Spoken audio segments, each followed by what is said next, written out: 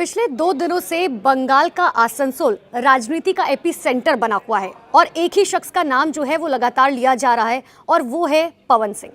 अब आप ये समझिए कि पवन सिंह ने आखिर ऐसा क्या कर दिया। भोजपुरी एक्टर है, बहुत फेमस एक्टर है, फैन फॉलोइंग है उनकी, सिर्फ हिंदुस्तान में नहीं हिंदुस्तान के बाहर भी जो है उनके गाने सुने जाते हैं। लेकिन आप ये समझिए कि आखिर इस बवाल की शुरुआत कहाँ से हुई थी। दरअसल इस बवाल की शुरुआत होती है बाबुल सुप्रियो से।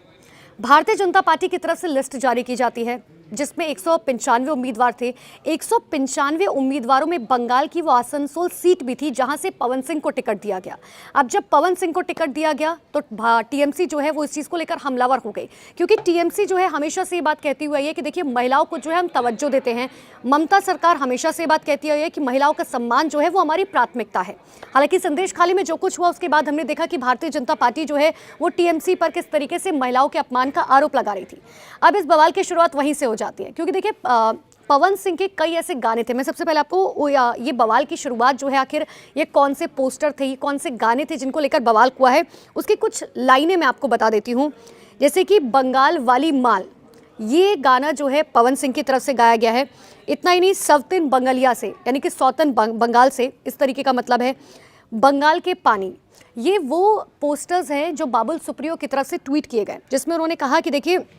ये पोस्टर सच हैं या गलत हैं, मैंने इनको वेरीफाई नहीं किया है, लेकिन भारतीय जनता पार्टी ने एक ऐसे शख्स को टिकट दिया है जो किस तरीके के अश्लील कंटेंट बनाता है। इतना ही नहीं, उन्होंने ये भी कहा कि then it clearly shows that kind of respect Bharatiya Janata party के मन में बंगाल और खासकर बंगाल की महिलाओं के लिए क्या उनके मन में रिस्पेक्ट है, इसी बात से पता चल जाता है। और इतना ही नहीं, उन्होंने ये भी कहा कि हम इस बात को लेकर बहुत श्योर हैं कि प्रधानमंत्री नरेंद्र मोदी जो है वो पोलो ग्राउंड पहुंचेंगे इस शख्स के लिए कैंपेन करने के लिए। अब बस बवाल की शुरुआत वहीं से हो जाती है। देखिए टीएमसी साफ तौर पर लगातार ये बात कहती रही थी कि देखिए आप एक ऐसे शख्स को टिकट दे रखे हैं जो महिलाओं का अपमान कर रहा है, खासकर बंगाल का अपमान कर रहा है, बंगाल की अस्मिता का अपमान किया जा रहा है और बंगाल की महिलाओं का अपमान किया जा रहा है। हालांकि इस पूरे मामले को कांग्रेस ने भी बढ़ चढ़कर उठाया। हमने देखा राहुल गांधी हो, कांग्रेस का ऑफिशियल ट्विटर अकाउंट हो या अभिषेक मनु सिंघवी हो, वो लगातार ये बात कह रहे हैं कि भाई भारतीय जनता पार्टी ऐसे लोगों को कैसे टिकट दे सकती है जो इस तरीके के कंटेंट बनाते हैं या इस तरीके के गाने बनाते हैं जो बंगाल की महिलाओं के लिए बेइज्जती बन चुकी है। हालांकि जब ये पूरा मामला निकलकर सामने आया उसके बाद हमने देखा 24 घंटे के अंदर अंदर जो है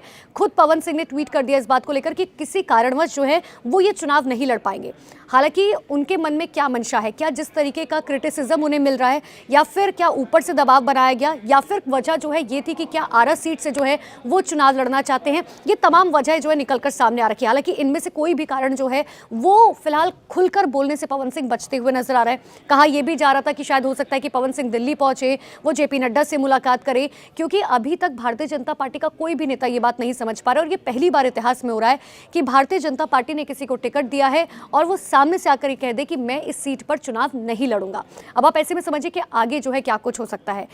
क्योंकि अगर पवन सिंह की हम बात करें, पवन सिंह बेसिकली खुद जो है वो बिहार के आरा से हैं, उनका जन्म आरा में हुआ था, उनकी एक बहुत बड़ी फैन फॉलोइंग जो है वो आरा से है, तो इसीलिए हो सकता है कि वो आरा से चुनाव लड़ना चाहते हैं। लेकिन क्या उन्हें लोकसभा में आरा से चुनाव लड़ाया जाएगा या नहीं लड़ाया जाएगा, क्या विधानसभा के लिए उन्हें रखा जाएगा। हालांकि ये भी कहा जाता है कि 2019 के लोकसभा चुनाव की बात करें तो तब भी भारतीय जनता पार्टी बंगाल के हुगली से जो है पवन सिंह को चुनाव लड़ाना चाहती थी, लेकिन उस वक्त ऐसा हुआ नहीं, उन्हें टिकट नहीं दिया गया। लेकिन अब जब इस बार टिकट दिया गया तो उन्होंने सीधे तौर पर कह दिया कि किसी कारणवश जो है वो नहीं चाहते कि वो चुनावी मैदान में उतरे। अब लोग इस चीज को लेकर देखिए जैसे ही उन्होंने अपना